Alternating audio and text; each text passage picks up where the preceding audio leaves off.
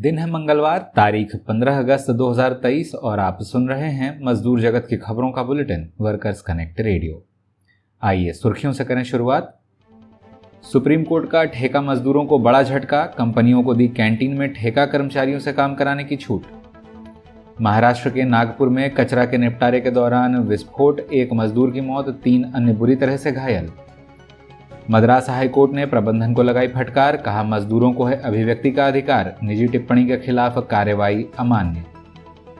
बांग्लादेश में हड़ताली मजदूरों और पुलिस के बीच हुई हिंसक झड़प में 20 से भी अधिक मजदूर घायल। और इंडोनेशिया में घरेलू कामगारों से संबंधित कानून पारित होने में देरी के खिलाफ देश भर में आंदोलन हुआ तेज। अब खबरें विस्तार से।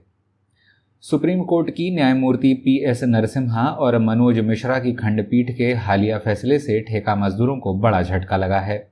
इस फैसले में सुप्रीम कोर्ट ने उच्च न्यायालय के 24 मार्च 2011 के उस फैसले को खारिज कर दिया है, जिसके तहत फैक्ट्री मालिक कैंटीन का काम ठेका मजदूरों से नहीं करा सकते।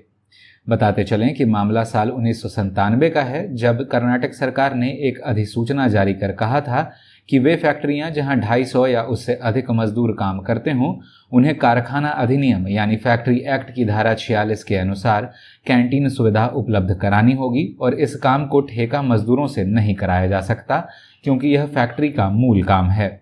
इस अधिसूचना के जारी होते ही मालिक संघ ने अदालत का दरवाजा खटखटाया था, जिसे पहले हाई कोर्ट और बाद में सुप्रीम कोर्ट ने भी नकार दिया था। मौजूदा मामला सुप्रीम कोर्ट के पिछले फैसले को चुनौती देते हुए दायर किया गया था, जिसमें मालिक पक्ष की जीत हुई है, जिसके परिणाम स्वरूप फैक्ट्रियों में ठेका मजदूरी बढ़ने की संभावना है।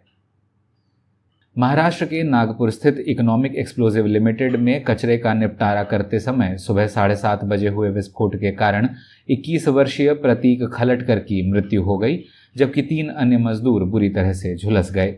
पुलिस ने मामला दर्ज कर लिया है और विस्फोट के बारे में पेट्रोलियम एवं विस्फोटक सुरक्षा संगठन PESO ने जांच शुरू की है। घायलों में 30 वर्षीय सुनील संतराम की हालत गंभीर बताई जा रही है।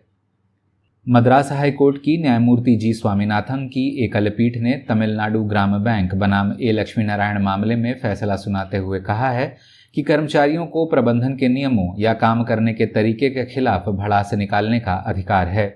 ऐसा करते हुए यदि वे अपने विचार किसी सोशल मीडिया वेबसाइट पर भी डालते हैं तो यह संविधान में निहित अभिव्यक्ति के अधिकार के अंतर्गत सुरक्षित है। प्रबंधन किसी निजी टिप्पणी के खिलाफ कार्रवाई कर निजता के अधिकार यानी राइट टू प्राइवेसी का हनन नहीं कर सकता है। मामला बैंक कर्मचारी ए लक्ष्मी नारायणन द्वारा चलाए जा रहे यूनियन के व्हाट्सएप ग्रुप पर बैंक की नीतियों के खिलाफ लिखे एक पोस्ट से जुड़ा है, जिसमें प्रबंधन ने कर्मचारी के खिलाफ दंडात्मक कार्रवाई करने का फैसला लिया था। चलते हैं अंतर्राष्ट्रीय खबरों की ओर। पहली खबर बांग्लादेश के ढाका से, जहां कपड़ा मजदूरों पर पुलिसिया कहर बरपा है। बताते चलें कि HR टेक्सटाइल मिल्स लिमिटेड और फैशन नेट लिमिटेड फैक्ट्री के मजदूर बकाया वेतन की मांग को लेकर हड़ताल पर थे, जिसे तितर बितर करने के लिए पुलिस ने लाठीचार्ज किया, जिसकी वजह से 20 से भी ज्यादा मजदूरों के बुरी तरह से जख्मी होने की खबर है। मजदूरों को शनिवार को बकाया वेतन दिए जाने का वायदा किया गया था, लेकिन ऐसा न होने पर सोमवार को मजदूर हड़ताल पर जाने को मजबूर हुए। उधर इंडोनेशिया में घरेलू कामगारों के कल्याण संबंधी कानून पारित होने में हो रही देरी के खिलाफ मजदूरों ने संसद के बाहर भूख हड़ताल छेड़ दी है। इस हड़ताल को मुल्क भर में समर्थन मिल रहा है और लोग जगह जगह पर मोर्चे निकाल रहे हैं। भेदभाव, दुर्व्यवहार और अपमान के मुद्दों को संबोधित करने के लिए इस कानून का प्रस्ताव पहली बार साल 2004 में रखा गया था, जिसके बाद अब तक इसमें 3 बार संशोधन किए जा चुके हैं। 2020 में विधायिका एक पूर्ण सत्र में कानून का समर्थन करने के लिए सहमत हुई, लेकिन सदन के नेतृत्व ने प्रशासनिक कारणों का हवाला देते हुए कानून को मंजूरी देने से इनकार कर दिया था। बताते चलें कि इंडोनेशिया में 4.2 मिलियन घरेलू कामगार हैं, जिन पर इस कानून का प्रभाव पड़ेगा। इस अंक में बस इतना ही। देश विदेश की ताज़ा तरीन खबरों के साथ शुक्रवार को फिर होगी मुलाकात। तब तक के लिए दें इजाज़त।